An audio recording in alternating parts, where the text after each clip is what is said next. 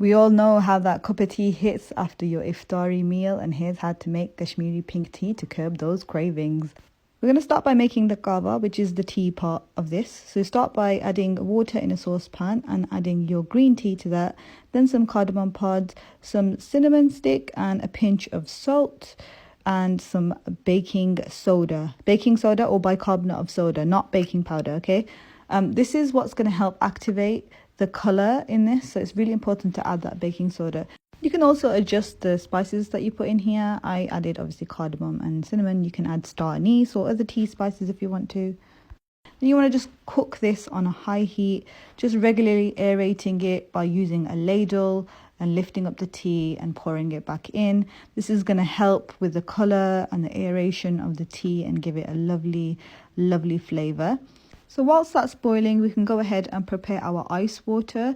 Now we need ice water to give this tea a shock therapy, which is also going to enhance the color. So for that, you want to add a bunch of ice to a jug or something and add some cold water to it, and then just let that set aside while your tea is boiling so that the water gets nice and cold with that ice in. So just continuously boil the tea. It's going to take about maybe 10 to 15 minutes for the water to reduce in half. You want to be left with like a cup of water at the end. As you can see, the bubbles start going pink. You can see that the color is coming through of this tea. Now we're left with 1 cup of water. It's reduced down to 1 cup. You can go ahead and shock this with the cold ice water. Add those 2 cups of ice water in. If some of the ice falls in as well, that's absolutely fine. Don't worry about that as well.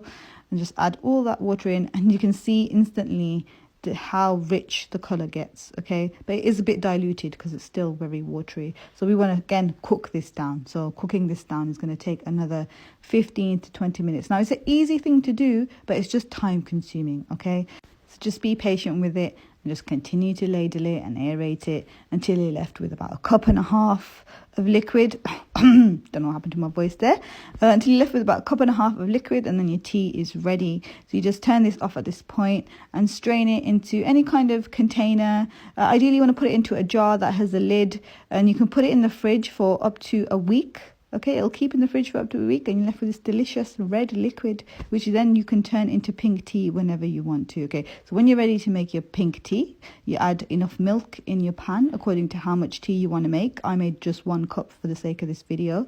And then add as much of the kava, the tea, the pink tea that you prepared earlier, according to how bright you want the color to be of your tea and how strong you want your tea to be. I just added a couple of splashes, and that was enough for 1 cup. I think with the amount of kava that you make, you can make quite a lot of cups of tea. So that's a good thing. Let the milk come to a boil on a high heat, and then reduce the heat to a simmer for a couple of minutes. It should be ready once there's kind of like cream forming at the top, like a layer of skin forming at the top, and that is your tea basically ready. Pour it into your favorite glass, and then add in as much or as little sugar as you like. I don't normally drink sugar, but I just put it in for the sake of this video.